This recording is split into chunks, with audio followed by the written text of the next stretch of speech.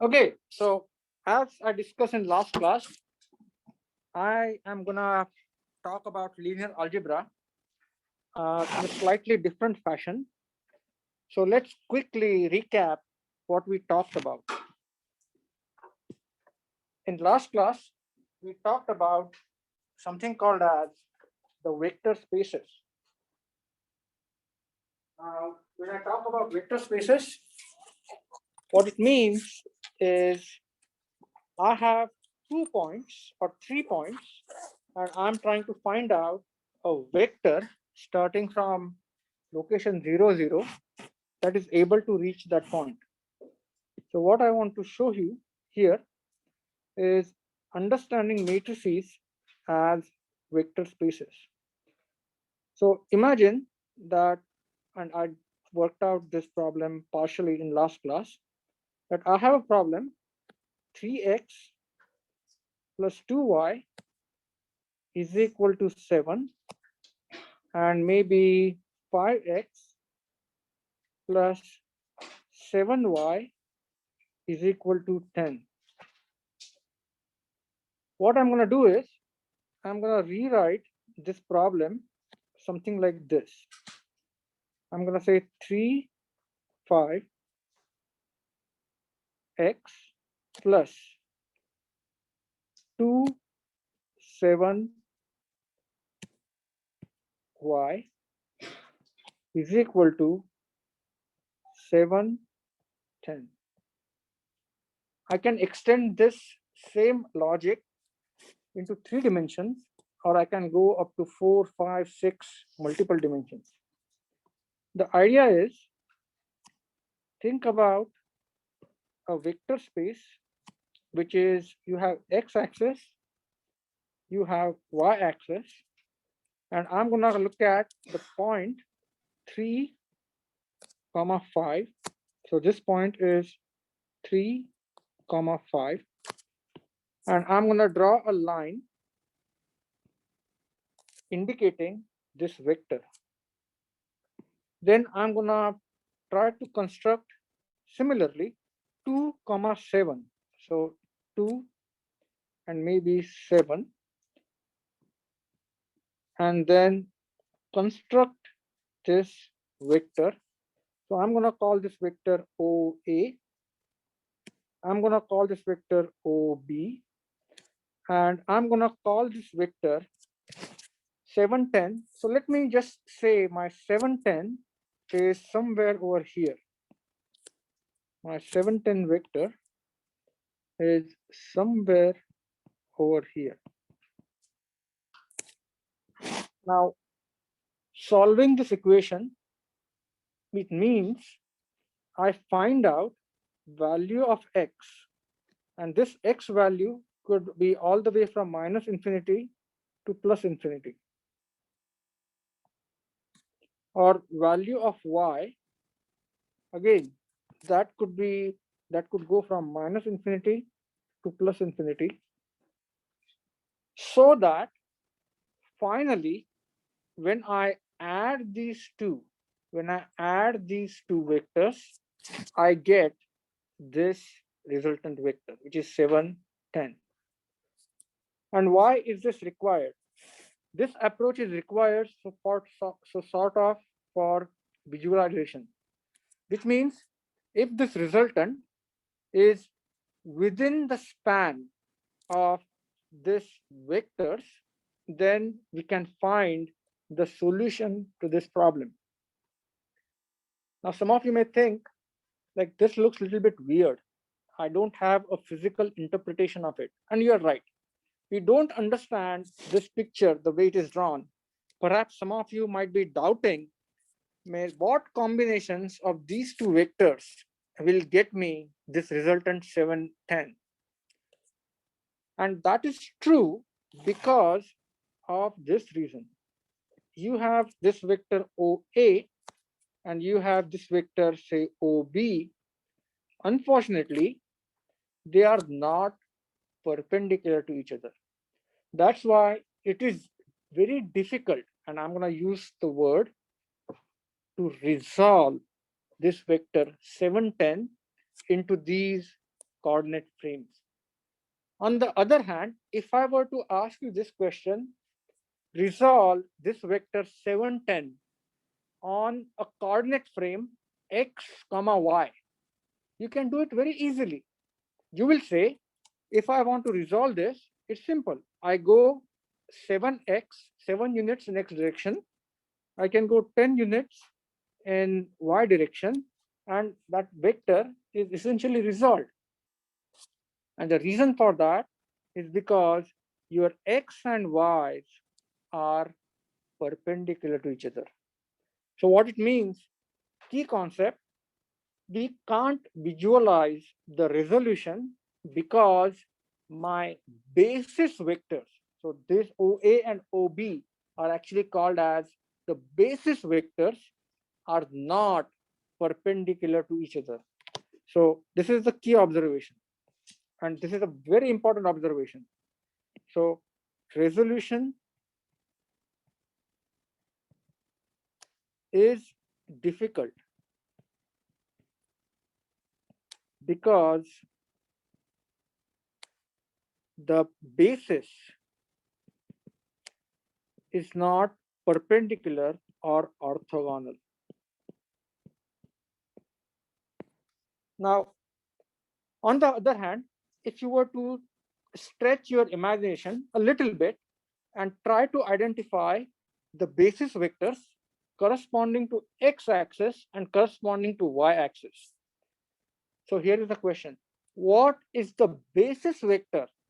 What is the basis vector for x-axis? And I would say the basis vector for x-axis is 1, 0. Basis vector for y-axis is 0, 1.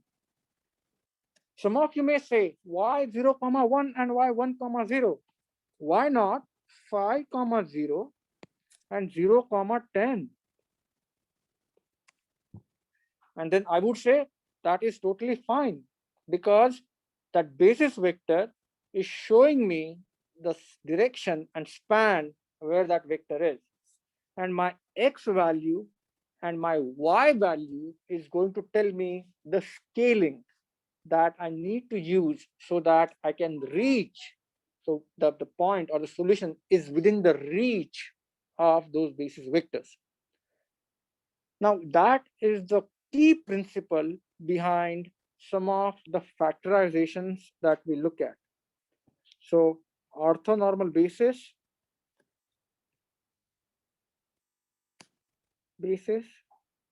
Now, let me talk to you a little bit about what do I mean by orthonormal.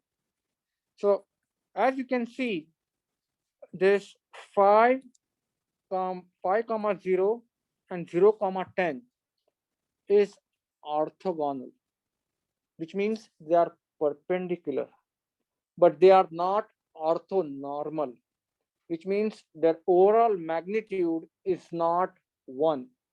How do you find out whether the vectors are orthogonal or orthonormal? So let's go back to the very basic definition of dot product. So if you have a vector A, if you have a vector B, and if you want to find out the dot product, what you do is magnitude of A, magnitude of B multiplied by cosine of angle theta. Do you agree with me? How do you perform a dot product or a dot operation when you have vector? So the dot operation in vector is done something like you have a vector 3, 5, and what you do is to dot this with another vector, and I'm going to show you the dot notation 2, 7. This is nothing but multiplication of the vector and multiply that with the transpose. So as you can see, this product is 3 times 2, 6, plus 5 times 7, 35. That gives me 41. So clearly, this product is not 0. When the product is non-zero, which means these two vectors are not perpendicular.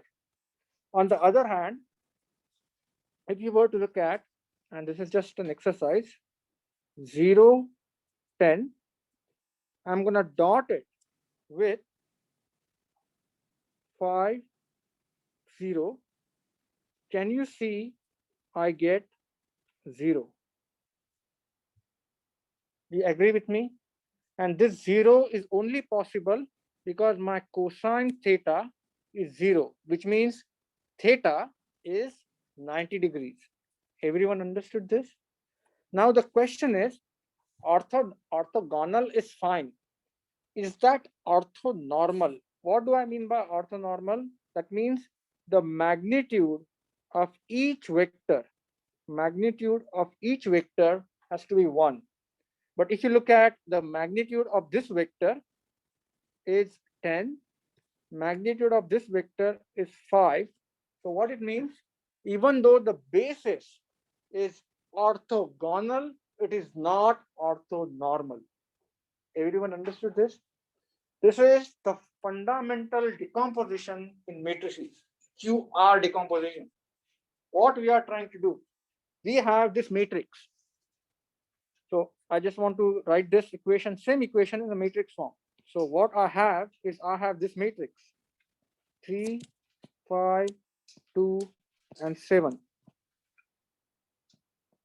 Now, when I look at this matrix, it's very complicated. I don't understand what operations this matrix is going to modify, or what would happen if I multiply a vector by this matrix. And the reason for that is because this is not orthogonal. So, and that happens all the time. So what we do is, step 1 is we try to construct a decomposition. We try to construct or we try to separate out the parts of this matrices so that we have a Q, which is orthonormal, and we have R, which is in terms of row. And this is exactly what happens when we are trying to solve the linear algebra problems. So we will talk about the decomposition in just a second, but I want you to understand orthonormal bases are super duper important. If the basis is not orthonormal, we will use some sort of numerical linear algebra to convert that into an orthonormal basis. Now, some of you may ask me, so how does this work in actual practice? So when we have huge matrices, I mean, think about the matrices with millions and millions of entries. Say, for example, you are trying to solve an artificial intelligence problem where you have lots of matrices with matrix weight, and you want to find out the solution of an equation. So inverting a matrix is not possible. For example, if you look at the Google PageRank algorithm, and believe you me, at some point in this class, we will talk about the graphs and the nodes, and then I will give you sort of an outline how the basic PageRank algorithm was designed. So basically what you do is you try to find out the connections. So you form a graph, and that graph is represented as a huge matrix. Think about millions and millions of entries. And somehow you have to find out the solution of that equation. So you cannot invert that matrix, and you have to use some sort of decomposition to find the meaningful solution. And in that case, these decompositions will be super important. Next thing I'm going to talk about is this simple operation that I showed you is nothing but the linear combination of vectors. So what I did is I did linear combination. And some of you may ask, what is this linear combination? Is I took the first vector, multiplied that by a scalar, a number x, plus I took the second vector, multiplied that by a number y, and finally I got this resultant. Now, in last class, we talked about for some reason, if this linear combination is not possible, then this equation cannot be solved. What it means is you are going to have two unknowns, but only one equation. And think about that case is something like if this number is 6x plus say 4y, and then this is 14. So if you have an equation set up like this, the second equation is twice the first equation, which means if you were to write the matrix, if you write this in the matrix form, you will see that the matrix is rank deficient. And this is an important concept, but I want to pose a sort of a slightly different question. So consider the equation that we are looking at, okay? What I want to look at is, say, I have 3, 5, I have 3, 5, I have 2, 7. This is the matrix. Now what I'm going to do is, I'm going to try to plot these vectors. Once again, same exercise. I'm going to show you a slightly different perspective of the same problem. So basically, I have 3, 5,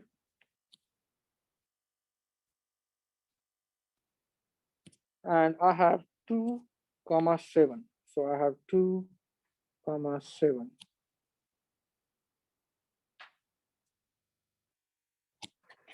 So these are the basis vectors that the indicative of this matrix.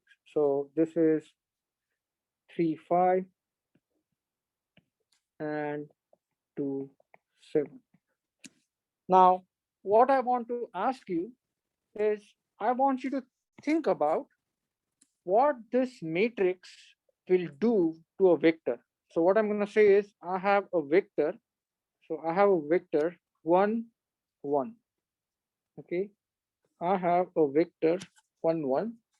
And I'm going to multiply this by this matrix 3, 5, 2, 7. And all of you know how to do this matrix multiplication. But for my own satisfaction, I'm going to do this just one time. First row, there are two ways to do this. First row, first column, so which is 3 times 1 plus 2 times 1. And then I'm going to have second row, first column, which is 5 times 1 plus 7 times 1. When I complete this operation, I have a new vector. So this is 3, 1. So I have 5 and I have 12. Now what I want you to do is, I want you for a second to visualize what this matrix did to this vector. So right now, I want you to look at this transformation. So I have a vector 1, 1. I have this vector 1, 1. And this exercise is super important.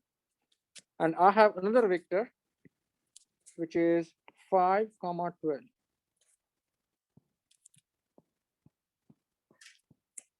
I have another vector, which is 5, 12. And what I'm going to do is, I'm going to show you these two vectors. This is one vector, and this is maybe the second vector. So actually, I didn't draw this correctly. This would look like something like this.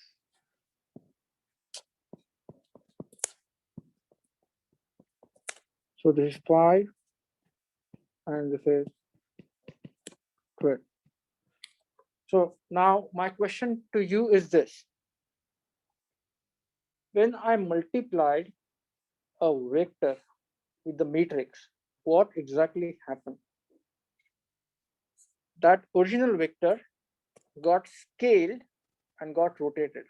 So the matrix did two things. Matrix, I'm going to call this matrix A, and I'm going to call this vector U, and I'm going to call this vector V. And this is an important observation because it has a lot of implications in if you think about the robotics, if you think about the vision processing, if you look at the camera. So what matrix did? Matrix A rotated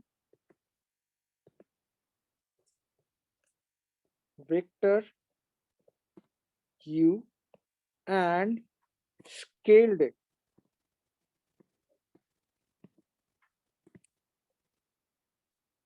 Now, this seems like a very simple thing, but it has phenomenal applications. Think about, you have a camera and you want to change the angle, or you want to change the image. What you do is, you capture the image from the camera. Basically, that image is a matrix. And what you do is, you look at the projection matrix or the scaling matrix, and you take each column of that big matrix and multiply that with this transformation matrix, and you will get the rotated or the stretched image. So for example, if you have an image and what you want to do is you want to rotate the image, then no problem. Just multiply that image matrix by a rotation matrix and you will have rotation.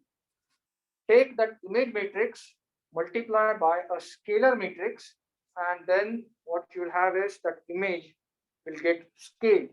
So this simple operation, so remember this, matrix when multiplied with vector would stretch the vector and rotate the vector. Now let me ask you this. If you have a matrix and you multiply a matrix, what would a matrix do to another matrix? Yeah. Transform shift. So it will do the exact same thing. That's why I wanted to show you that if you have this matrix and you multiply that by other matrix, these two vectors will either grow or shrink, or they will change the angle in between. What it means is you can find a transformation that will convert these basis vectors, which are not perpendicular, to get converted into perpendicular. Believe it or not, this is very fundamental. What does it mean? One example, if you have a rectangular matrix, and when I say rectangular matrix, it's not square, n is not equal to n. And now what you want to do is, that rectangular matrix comes from the equation of systems. Whenever you run a Google query, the final matrix that is generated is rectangular. So how do you decompose that rectangular matrix? Go ahead. What you do is the exact same thing. You take that matrix and separate into three parts. The first part is an orthogonal basis. Second part is some sort of scaling matrix, and then you have some sort of orthogonal matrix. And that is called singular value decomposition. And why singular value decomposition is important? So singular value decomposition for a square matrix is nothing but solution of an eigenvalue problem. And I will get that to it in just a second. So now, with this background, I want you just visually to think about one vector. And here is what I want to do. I don't want to change the orientation of vector. I don't want to change the orientation of vector, but I just want to scale it. how would I write that problem down? What I'm going to do is I'll write that problem in words. So what I want to do is find a vector when multiplied, when this vector multiplies a matrix, when find the vector V, when it multiplies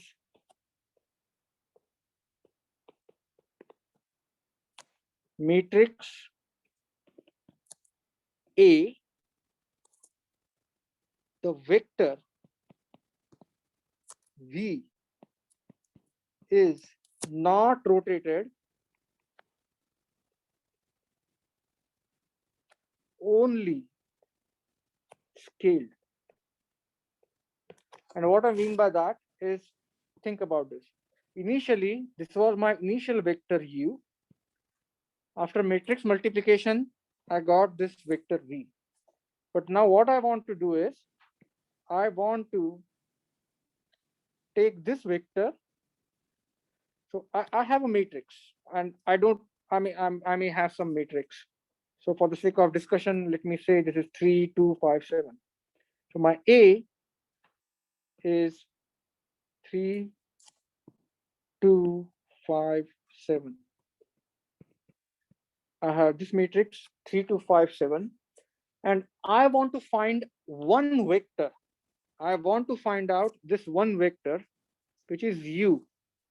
This is an unknown vector. Okay, I want to find out this unknown vector. When I multiply, and let me write down this problem. This is super important. When I multiply this vector by U, what I have is I have a scaled version of U. So when I multiply this vector by this matrix, this is a scalar quantity. So this is just a number. Or just a number. So this is a number. I get a scale quantity of U. So if I were to say, what that means is this is my initial vector U, and I found that vector. And then when I multiply that by that matrix, I have 5 times U. Can someone tell me what this is?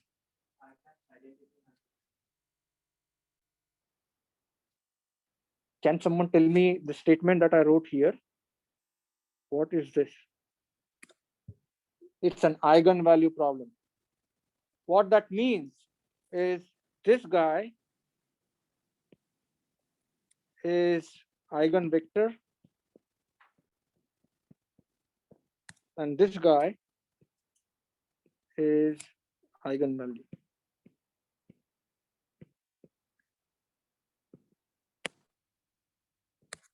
And then probably if I want to, and you're right in the sense that if I want to write this in some sort of a matrix form. So some of you may ask me that how do we solve this problem? And in your undergraduate linear algebra, I'm pretty sure you must have seen the techniques to find out eigenvectors and eigenvalues. I'm not going to teach you the techniques to find eigenvalues and eigenvectors. What we will do is we will use MATLAB to solve eigenvalues and eigenvector problem. But to recap, if I have a matrix 3, 5, 2, 7, I could potentially have, this is very important, I could potentially have 2 pairs of eigenvectors. And I will write this in just a second. And if you use the MATLAB command EIG, something like M comma N is equal to EIG A, it will give you eigenvalues and eigenvectors. So from next week, I'm gonna actually use some MATLAB programming in class. So I would strongly recommend, if you have laptops, install MATLAB and bring laptops. And what I will do is I will upload the MATLAB scripts before the class. And during the class, we will run the MATLAB scripts and we will solve the singular value decomposition, the neural network problem, the optimization problems, and all that, ACN and all that problems. So from next week, not this week, next week onwards, if you have laptop, install MATLAB and please bring laptops to the class. That will help you immensely. So now let me pose this problem.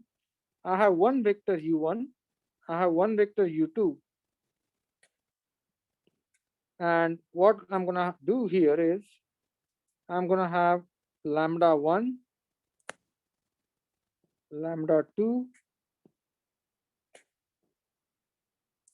and again I have u1, u2.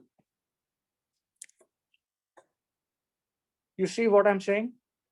So basically what I have now is this is the first, since it's a 2 by 2 matrix, I'm assuming that it has 2 eigenvectors. I'm assuming. So 2 eigenvectors and 2 eigenvalues. Now, one thing that I need to note is, depending upon the matrix, you can have complicated cases. The complicated cases are it may not have 2 eigenvectors. It could just have less number of eigenvectors. Eigenvalues could be repeated. So lambdas could be repeated or could be 0 or could be imaginary and so on. And basically it would just have u1. So it may not have u1 and u2. It could just have u1 or it could just have u2. So you could have some sort of degenerate cases where, depending upon the structure of the matrix, you may or may not have eigenvalues and eigenvectors. Now I want you to think about the figure that I just drew. I want you to think about the figure just I drew. Now this is my matrix. So basically what I'm trying to tell you is, basically my matrix is basically these two vectors. And where would the eigenvectors and eigenvalues come in the picture? So if I want to take look at that matrix, and if I want to think about, I want to superimpose, and this is a thought exercise, and I want you to think about it. I want to superimpose eigenvalues and eigenvectors on this matrix. Where would they be? And I want you to think about this problem for a second, because it is very important. I can rewrite the problem in slightly different fashion, and all of a sudden a new geometrical picture will emerge. But I want you to think about this problem. What I want to do is, I want to ask you this question. So we have some eigenvalues, we have some eigenvectors. Eigenvalues are going to scale my vector. Eigenvector is nothing but a vector. So the question is, if I want to show that, where would I show here? Where would I show it?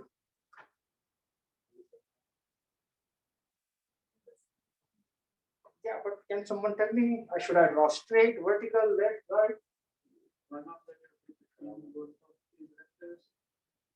Oh, really? Now picture will be very clear in just a second. What I want you to think about, and trust me, all you know this, okay? You have studied this in a lot more detail than you need to in your undergraduate linear algebra class. I want you to think about this equation. This equation is a x is equal to lambda x. Now I'm gonna specialize this case for when the eigenvalues are distinct and not repeated. So basically, I mean, distinct means not repeated. So these two eigenvalues are basically different. Since it's a diagonal matrix, since this is a diagonal matrix, and I have this U1 here, and I have this U2 here, and I need just for my own satisfaction, I need to tell you that this U1 is fully populated. So it has some number in the first row, first column. It has some number in second row, first column. U2 has some number in second row, first column, and U2 has some number in second row, second column. Same matrix is repeated here. So I want you to think about that. This is A is a matrix, X is a matrix, lambda is a matrix, but it just has entities in diagonal term, and then again I have entities or some numbers as in here. Everyone understood this? So if I pose this problem like this, I can make a simple substitution, or you may call it mathematical jugglery if you want to. So my x is the vector. What I'm going to do is I can rewrite this, and it will be clear in just a second why this jugglery is needed. I can rewrite this as x inverse lambda x. Do you agree with me? So what that means is the eigenvalues and eigenvector problem cannot be directly written or cannot be directly shown onto this plot, because it involves not one but actually two rotations. So think about it, that I have one operation here and I have a second operation here. So what that means is think about it like I take that matrix, then I actually rotate it and then stretch it and rotate it back. So these two operations are actually encoded in that. Now, one thing that is super important that I want you to observe is, since let's assume that my eigenvectors are orthonormal, eigenvectors are orthonormal, that means I can rewrite this equation x inverse is equal to x transpose. And this is only possible if my eigenvectors are orthonormal. And I did not say here, but to perform this sort of decomposition, and I need to write this down, this is a matrix decomposition.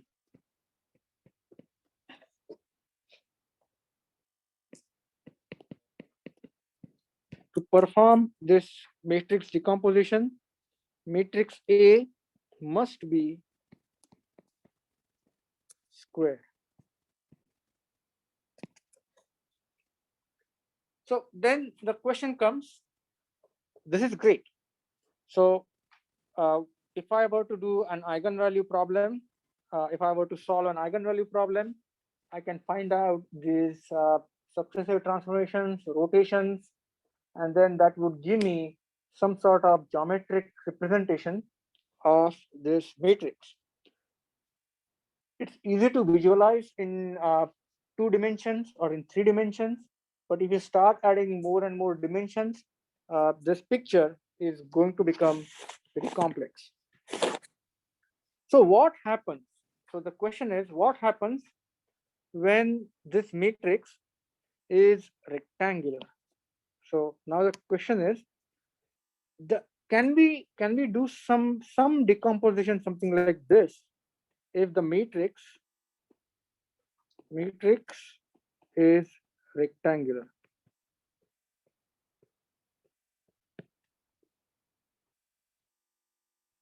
Now, before I actually show you what can be done, uh, I want to give you an example of sort of where would this rectangular matrix arise.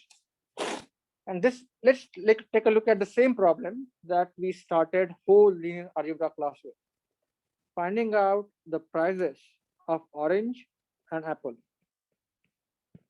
So I have 3 oranges plus 5 apples for $10. I have 4 oranges plus 6 apples is it for $12. Now let me ask you quickly, can you solve this problem?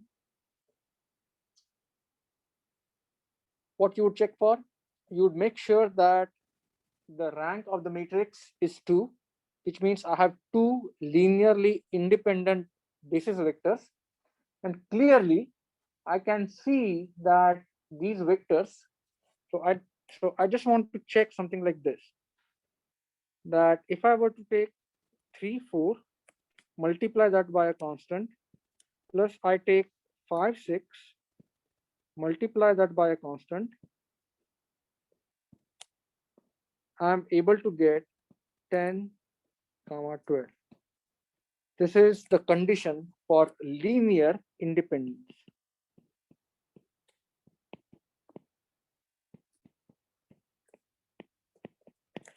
And which is same as this matrix 3 4 5 6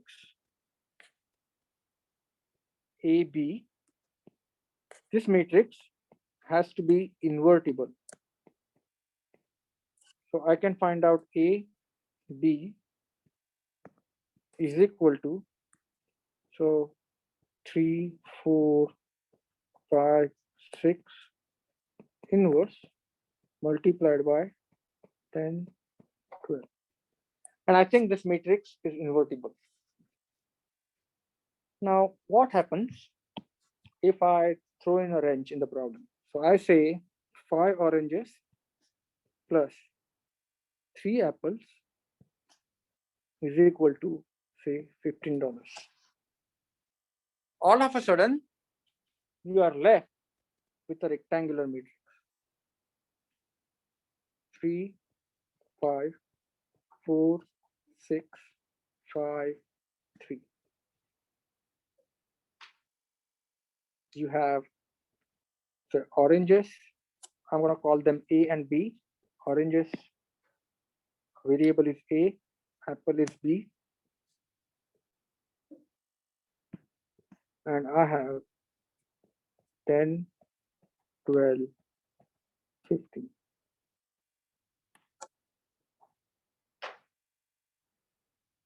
Now my question to you is, what do we do now?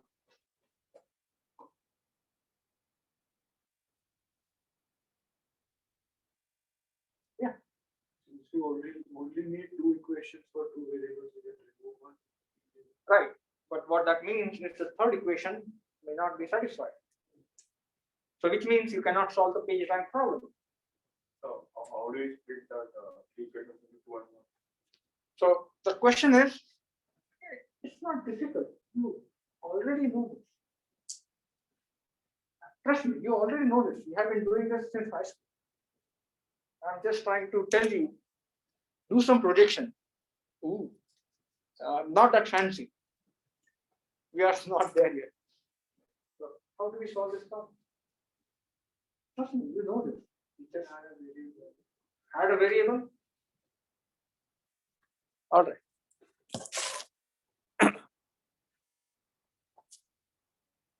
Do you know how to do this or no?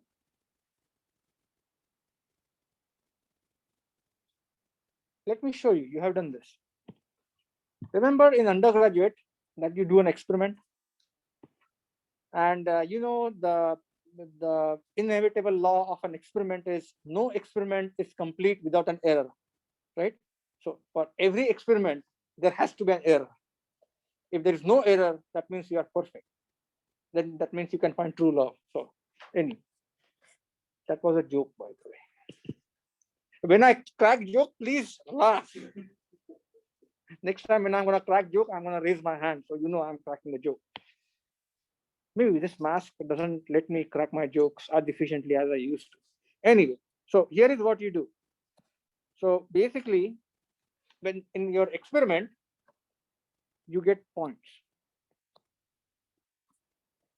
and you want to fit a straight line. What do? Clearly, you cannot draw a curve. So what you do is to try to fit the best fit line. What decides this line is the best fit or not? Excel, of course. What it is doing, there are multiple options for this line. So you can have a line over here. You can have a line which is something like this. You can have a line which is something like this.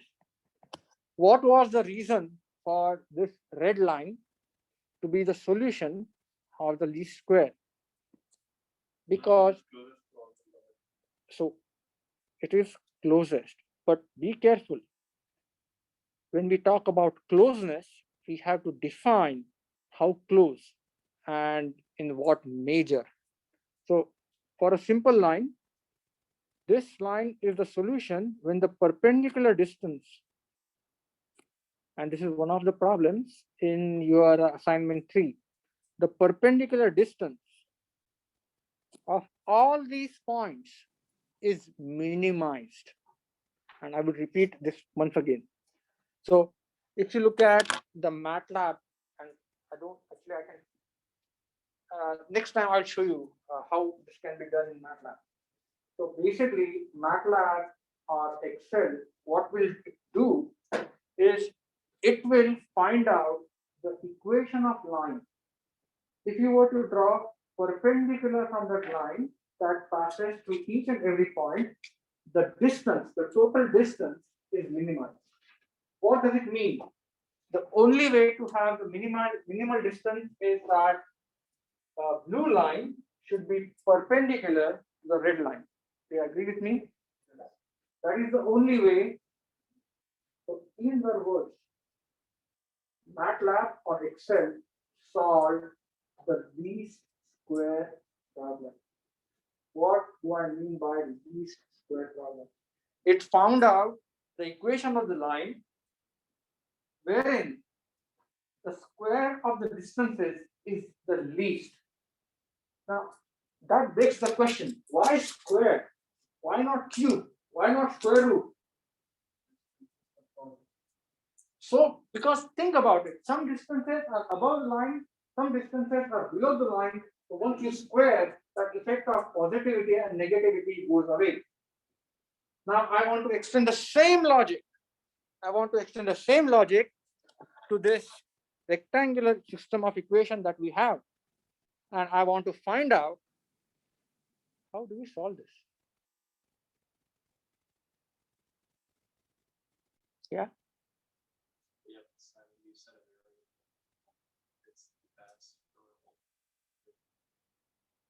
So let me explain that in a slightly different fashion. So what I'm going to do is what I did for this line. What is the difference? What is the difference between solving line with a least square and solving a vector with the least square? Here is the most important difference. My output, if you look at the right hand side that I'm looking at, is just 1 point. But the right hand side that I'm looking at for this equation is actually a vector. So what that means is, bear with me for a minute. I have this matrix A, and I'm going to call this matrix, so A, I'm going to call this vector X, I'm gonna call this B. Now this, and this is what is gonna happen. So I'm gonna say this is M by N. This vector is N multiplied by say 2, because that's what I have. And this B is M multiplied by, so basically it's going to M multiplied by 2. Should I do it right? No, 3 rows. So this is M rows, 2 column. Then I have 2 column, 1 row, and that I'm going to get M rows, 1 column. So M rows, 1 column. So because this number has to be the same. So when you multiply this product AX is going to be M times 1, and that has to be equal to B M times 1. Now what I'm going to do is I'm going to give you some mathematical steps on solving this problem, and I will tell you what is the geometric interpretation. So I'm going to start with A M times N X, and there's a reason I'm drawing this bigger. N times 1 is equal to B M times 1. Now what I'm going to do is I'm going to multiply this entire equation. So first and foremost, let me ask you this before I do the multiplication. Can this matrix A be inverted? So it's not a square matrix. So everyone agrees A M comma N cannot be inverted. Okay. So what I'm going to do is, as the first step, I'm going to multiply this by A transpose. I'm going to multiply this by A transpose. So as soon as I multiply by this A transpose means rows and columns get flipped. So this becomes N multiplied by N multiplied by A M N. And our vector is still present, X N 1 is equal to, it's a matrix operation. Whatever you do on the left hand side, you need to do on the right hand side. Otherwise, nothing will make sense. So I need to multiply that by A transpose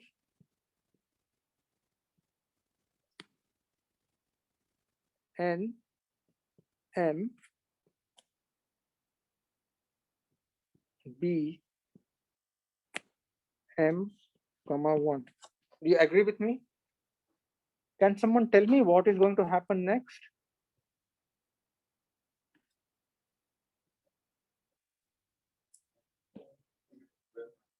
So basically, yeah, A transpose A is going to become a square matrix N comma N multiplied by X N comma N N comma 1 is equal to this guy A transpose B is going to become N comma 1. Can you verify that this matrix multiplication is valid? Because you have N comma N multiplying with N comma 1, N cancels, you land up with N comma 1. What exactly happened? The rectangular matrix that we started with all of a sudden became a square matrix which means now I can invert. So what I can do is x n comma 1 is equal to A transpose A inversion multiplied by A transpose B, and assuming A transpose A is invertible, and usually it is. A transpose A is usually invertible. You have the solution for X. Now, some of you may ask me, is this the true solution? If this would have been a true solution, everyone would find true love. By the way, this is not a true solution, but this is reasonably good solution. And that's what we should contend with, right? If we find reasonably good love in this entire life, we should be happy. Not worry about true love, be happy with what we have. So that's what no. A transpose A is not going to be identity because A is not an orthogonal matrix. Now, some of you may ask me, okay, so some of you may ask me, what is the implication of this? And I want you, I don't know, but if you are able to make that connection, I want you to think about for a second that when you solve this type of problem in high school, believe it or not, when you fit that straight line, MATLAB actually solved this type of problem. So what did MATLAB do? MATLAB,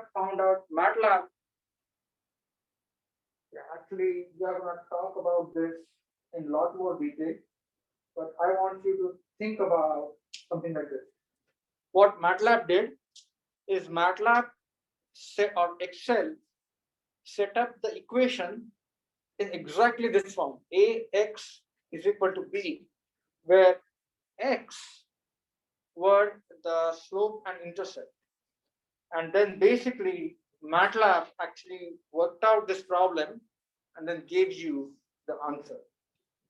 But then the question is, do you really have to invert this? And to answer that question is no, you won't. In small cases, you can invert, but you really don't have to invert. Now, and many a times we talk about inversion, but it's not possible. Think about a matrix which has billions and billions of things. Do you think we can really invert? As a matter of fact, do you really think that we can use that matrix? No. What do? We actually sample the matrix. And this is the fundamental principle behind compressed sensing that we'll talk about. So, and I just want to tell you the problem that we are looking at is we are looking at the matrix decomposition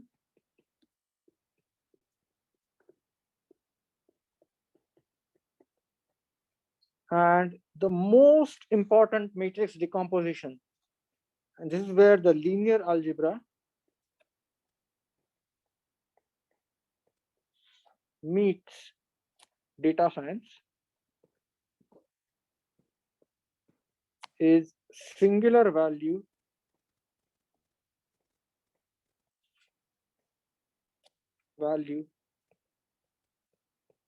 decomposition.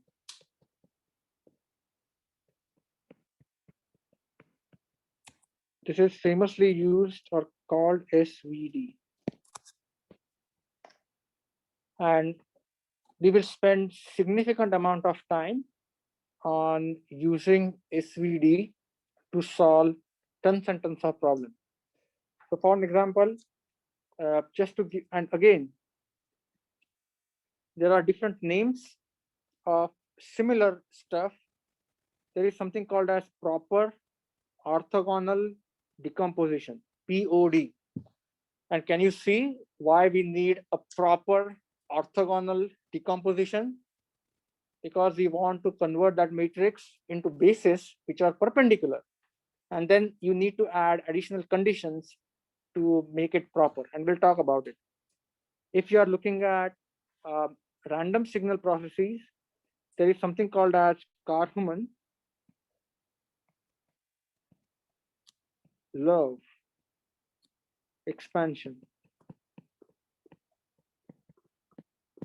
So it is also called as KL. So all these have the same flavor, wherein what you have, and I'm going to give you the decomposition. You have a matrix A. This matrix A is rectangular. So it is M, comma N. And what we want to do is, we want to split this matrix into three parts. U, V transpose, and just let me make sure that I'm using the right, yeah, so basically capital sigma. And believe it or not, this matrix Mn has something called as left singular vectors.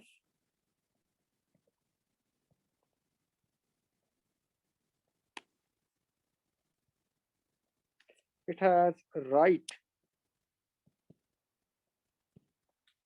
singular vectors, and it has, I need to write this down, usually a diagonal matrix of singular values. And at this point, what I want you to look at this equation hard and see that this equation is similar to the eigenvalue problem that we looked at. The only difference here is I actually did transpose is reversed. So X transpose lambda X. And you don't have something called as left singular vectors or left eigenvalues and right eigenvalues. You just have eigenvalues of square matrix. So this decomposition that we talked about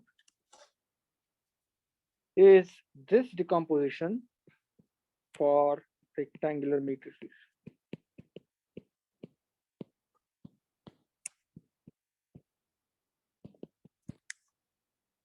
Now, some of you may ask me, and to be honest with you, I cannot explain it to you why this is a very beautiful thing. But when you bring your laptops and MATLAB, then we will do some real life exercises in MATLAB, and then we'll realize the power of this simple decomposition. I give you an example. So, how many of you have seen the series Silicon Valley? If you have not seen the series Silicon Valley, just take a look at it. So they start a Pied Piper startup, and initially they are looking at competition. So have you thought about that? How this huge amount of data can be transferred over a very small bandwidth? And the other thing is, think about the picture that you take with our iPhone or camera. 12 megapixels, 20 megapixels. When you talk about 20 megapixels, think about that each pixel is sort of, assuming it's a grayscale, you have a gradation of scale, and you have this huge matrix. And what we are doing is, when we are taking picture, at that time, a particular value is assigned in that pixel or in that block that indicates the color. And when you have color image, you basically have stacks. So basically you have sort of a matrix, not only in 2 dimensions, but in 3 dimensions. Now the question is, how is this huge data first stored or transmitted? So here is what they do. Whenever you have a matrix, many a times, lots of entries in that matrix are zeros or close to zeros. So basically, you are going to have a sparse matrix, which has tons and tons of zeros. That is absolutely useless information. We don't need it. And that's what WinZip and WinRAR, those type of algorithms, they do. What they do is basically they encode the location and number of zeros, and basically they append that at the end of the data. So when you are extracting, during extraction, what it does, it basically decodes that information, appends the zeros, and basically reconstructs the old data. That saves the time. However, in the case of matrices, you have those zeros not in a very specific pattern. You have those zeros sort of randomly spaced. So what would you do? How would you keep some zeros, and how would you drop those zeros? So what we do is this. We take that huge image matrix. We perform a singular value decomposition. And what happens in singular value decomposition? You get these singular values. And these singular values are actually ordered in the order of importance, which means lambda 1 is going to be the most important singular value, lambda 2 would be less important, lambda 3 will be less important, and there could be, since it's m by n, you're going to have m singular values. But out of those, the last set of singular values will be close to 0 or insignificant. So what you will do is you will actually truncate this matrix. And here's what happens. When you truncate this matrix, for this entire decomposition to be valid, this part of U gets truncated, this part of V gets truncated. What it means is at the end, your product is going to be super small, but that would be the meat and potatoes of that image. That is the crux that you want to maintain. And depending upon how many singular values you keep, you can actually reconstruct the image nicely. So here is what something basically happened. And it's a very recent. So earlier, this was the philosophy that you have this huge matrix. And I will explain this and then stop. You have this huge matrix. So what we do is we do singular value decomposition of this huge matrix and then convert that into rank 1 matrices. So basically I will have this guy, and I will talk about what do I mean by rank 1 matrices in next class.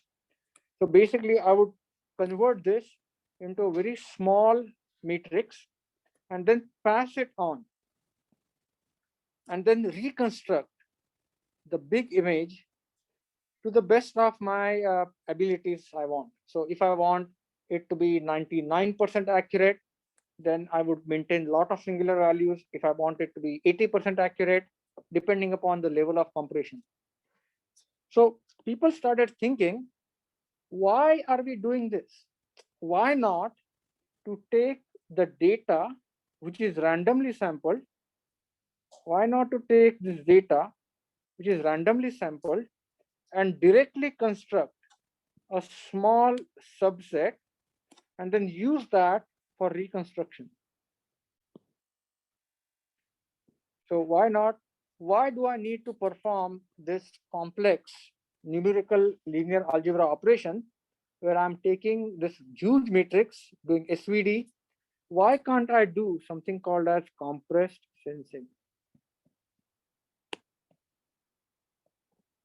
And it turns out that you can do that as long as your sampling is random and there are some restrictions or some rules that are followed. So there is a huge body of work that is currently being developed in something called as compressed sensing, where rather than going through the traditional route, taking the data, compressing it, and decompressing it. They are saying that why not to sample the data so to capture the essential features of the image or data. And believe it or not, somewhere there is an intersection with machine learning. Why? Because at the end, what are we trying to do in machine learning? Is we are trying to capture the essential features that characterize that phenomenon. What it means. And this is, so I'm going to stop here, but we will continue the discussion on this in next class. Just so you know that I have added optional project on this class that actually talks about the handwriting recognition, compressed sensing. So if you get super duper excited, if you want to work on that project will be a bonus project. So you will get 10% on top of whatever you earn in this class. And I would strongly encourage you to take a look at those projects because that is where you would actually apply linear algebra to solve problems like handwriting recognition, compressed sensing, and so on. But the project is optional. I'm gonna stop here and we'll continue.